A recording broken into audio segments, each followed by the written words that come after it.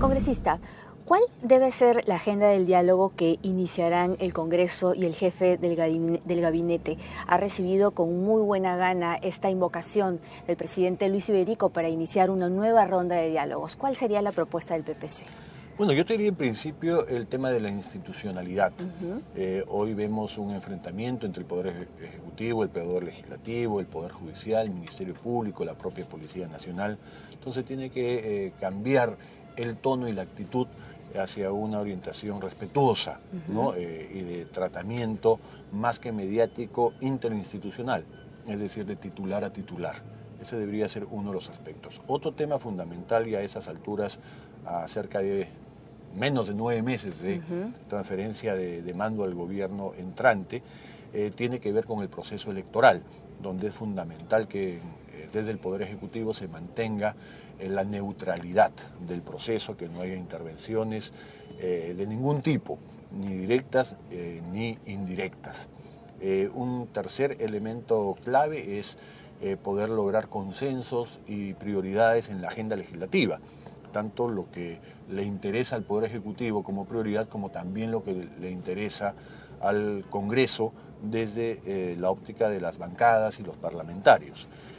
Un tercer elemento que creo que es crítico y nunca será suficiente los esfuerzos que se puedan hacer es en materia de corrupción y en materia de seguridad ciudadana. Con esos elementos creo que la agenda ya es más que suficiente para el poco tiempo y el poco periodo que se viene por delante. Son buenas ideas. Ahora, cuando usted dice que ese diálogo tiene que ser de titular a titular, ¿está dejando de lado que se presenten en Palacio de Gobierno los líderes de las agrupaciones políticas? Por ejemplo, en el caso del PPC, Raúl Estañaro o Raúl Castro Estañaro o Lourdes Flores. No, yo no dejaría de lado a nadie, creo que es importante. Porque finalmente los congresistas, por ejemplo, somos actores políticos directos, pero pertenecemos a una agrupación política que tiene una organización, que tiene un liderazgo, que tiene un presidente, y en consecuencia debemos responder a una línea partidaria, ¿no? Claro. No somos pues libres pensadores que salimos y cada quien dice, opina, agrede, insulta, amenaza o prejuzga a su libre albedrío. Es un tema de orden, por eso te señalaba el tema de la institucionalidad, que es importante. Bien. Ahora, el caso Lavajato, que se está investigando ya en la Comisión de Fiscalización. Usted ha propuesto que las empresas peruanas que también se consorciaron con las brasileras sean investigadas también en las pesquisas. ¿De qué licitaciones estamos hablando específicamente? Bueno, hay dos fuentes de licitaciones. Uno, lo que es obra pública, que es fundamentalmente Poder Ejecutivo y gobiernos regionales quienes convocan licitaciones, por ejemplo, para el tema de carreteras, a modo de ejemplo, y otras son las que se canalizan a través de proinversión, que son fundamentalmente alianzas público-privadas que pueden ser autosostenibles o cofinanciadas. Entonces son los dos grandes rubros de inversión. En estos dos grandes rubros han participado, sin lugar a dudas, empresas brasileras importantes que están en este tema en Brasil, denominado Lavajato, Lavallato. Y se está investigando acá por la trascendencia y la connotación que podrían tener en materia de corrupción, que es una presunción nada más. Hasta el momento no hay ningún tipo de prueba contundente al respecto. Y el Ministerio Público, en coordinación con las autoridades en Brasil, están entablando mecanismos de colaboración.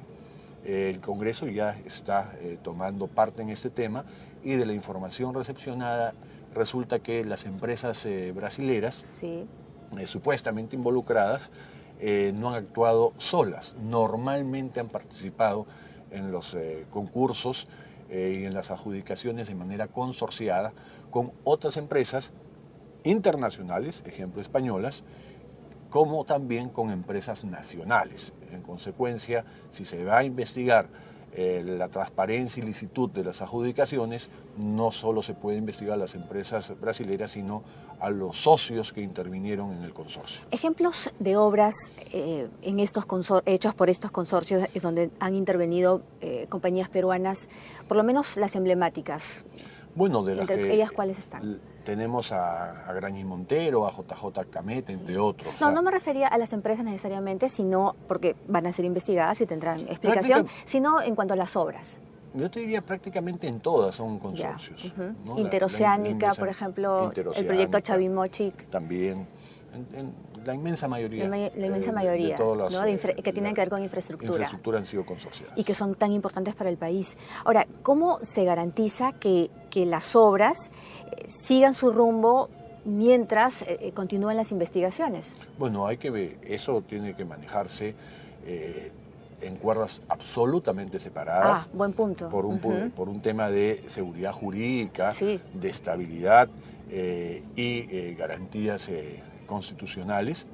Las obras han sido concesionadas, se han firmado contratos, los contratos se respetan y más aún la presunción de inocencia.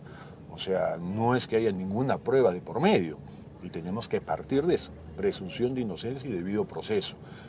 Ante el escándalo en Brasil hemos tomado nota y con mucho respeto, con mucha cautela, con mucha prudencia se está investigando y avanzando en información donde yo te diría fundamentalmente el Congreso hace las veces de fiscalización y control político, pero técnicamente hablando y donde podríamos esperar algún resultado concreto es a través del Ministerio Público, que repito, ya ha viajado en más de una ocasión a Brasil, han entablado contacto, relación y convenios, entiendo, de colaboración con sus pares en el hermano país de Brasil. Entonces, no se paraliza la obra en absoluto, mientras las investigaciones continúan. En absoluto, y al margen de las investigaciones, una cosa es las obras que se tienen que ejecutar y otra cosa es si hubiese algún tipo de responsabilidad penal por algún tipo de acto de corrupción que tiene que ver con funcionarios,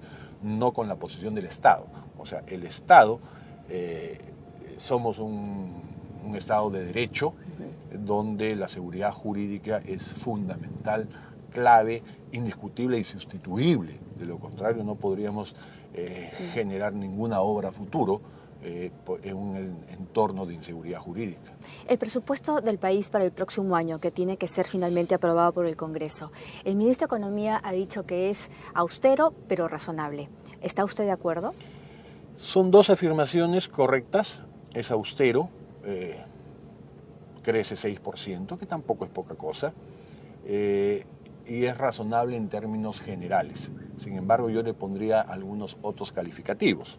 Puede ser austero, puede ser razonable, pero también es un presupuesto centralista, es un presupuesto orientado al gasto más que orientado a la inversión, y es un presupuesto que en materia de inversiones genera un absoluto desequilibrio con una recentralización de recursos a favor del Ejecutivo. Ejemplo, el presupuesto de inversión del Poder Ejecutivo crece más de 14%, pero para los gobiernos regionales y locales disminuyen más del 20%, ¿no? Entonces se nota pues esa característica centralista del Poder Ejecutivo con absoluta claridad.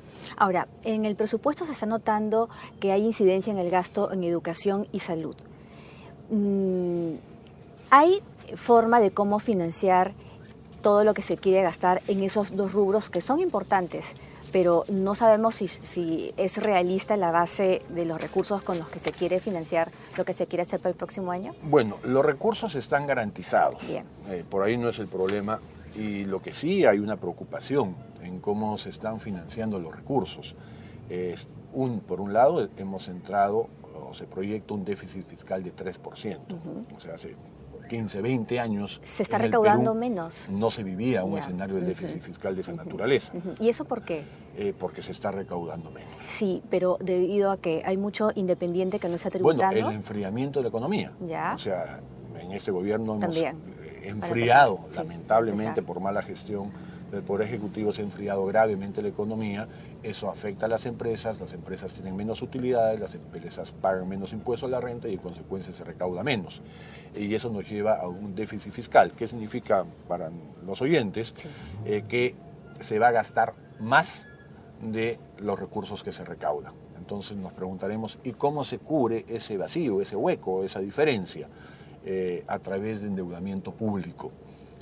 Nunca antes en la historia del Perú, en un año, se va a asumir una deuda como la que se va a asumir el 2016. ¿De Estamos cuánto hablando es? de 22.000 millones de dólares. de soles. De soles. 22.000 millones, que es una cifra Eso estamos extraordinaria, enorme. pidiendo prestado a bancos extranjeros. Es deuda interna y deuda Ya. externa, ¿no? Es impresionantemente grande.